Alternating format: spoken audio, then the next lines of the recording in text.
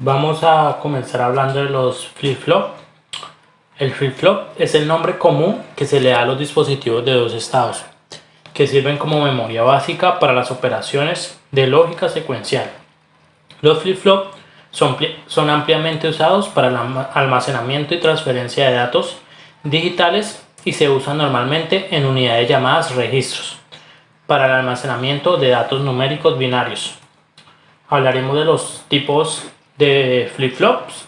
Primeramente nos encontramos con el tipo set reset, que es el dispositivo de almacenamiento básico de datos. Mantiene el dato hasta que ocurre un reset. El siguiente es el tipo JK. Es el más versátil de los flip-flop básicos. Dos comportamientos en la entrada y conmutación a la salida. El tercero es el tipo D, del cual vamos a hablar en este video, que es el flip-flop básico de datos. Tiene la ventaja de una construcción más simple que la versión JK. La acción de conmutación es útil para los contadores. Se puede construir a partir de cualquier tipo básico. Este es el tipo T o el tipo toggle. Como pueden ver, cada uno tiene su diagrama. El flip-flop D. El flip-flop tipo D sigue la entrada haciendo transiciones que coinciden con las de la entrada. El término D significa dato.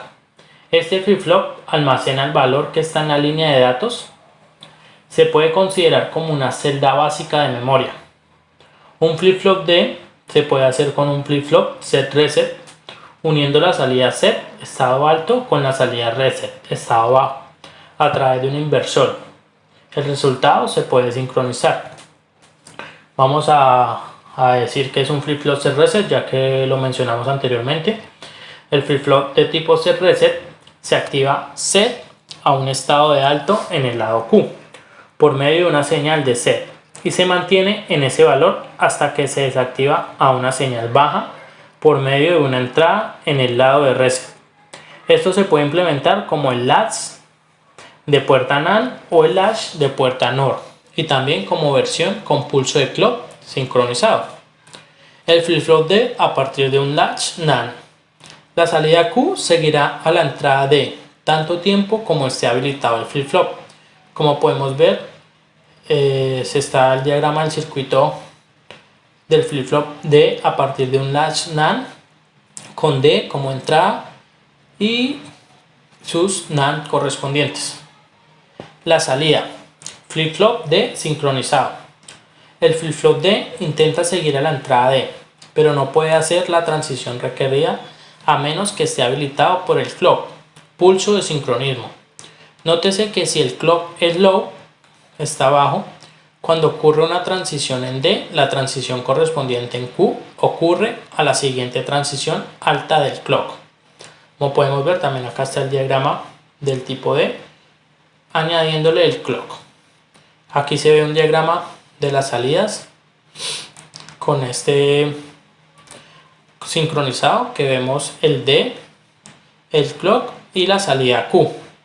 A continuación veremos una analogía del funcionamiento de esta salida sincronizada con el clock en el flip-flop tipo.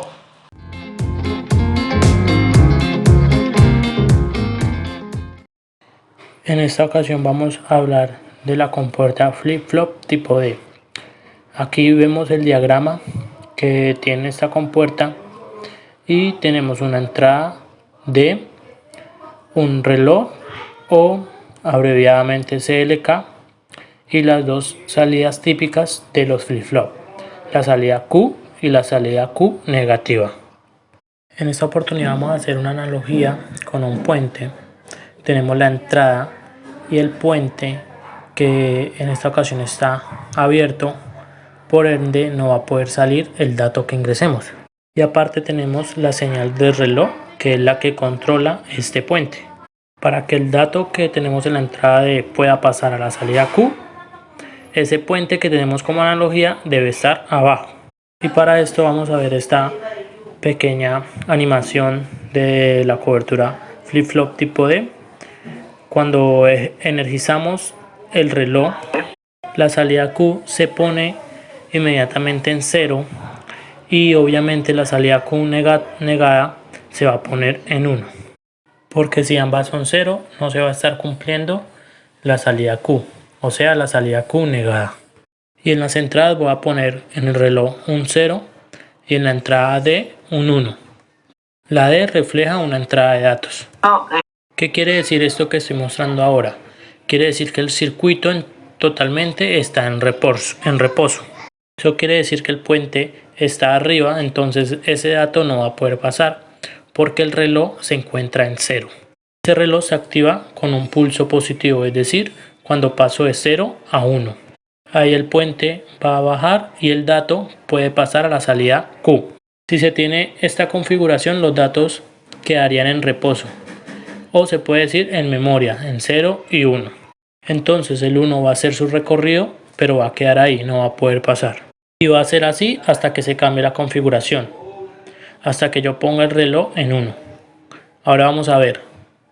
1 en el reloj, puente baja y deja pasar al dato hacia la salida Q. En este caso se vuelve a poner en 0 y el puente vuelve a subir. Pero ese dato en la salida Q se va a mantener. ¿Y qué va a pasar con la salida Q negada? Pues va a pasar a lo contrario, o sea a 0. Siempre que la salida Q esté en 1, la salida Q negada va a estar en 0. O si la salida Q está en 0, la salida Q negada va a estar en 1.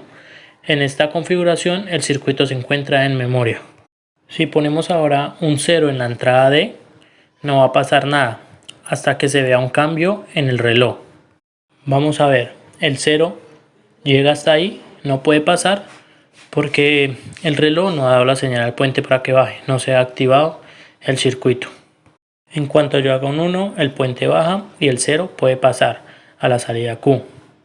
De una vez el reloj se pone en 0 porque hace falta solo un pequeño pulso para que se active el puente.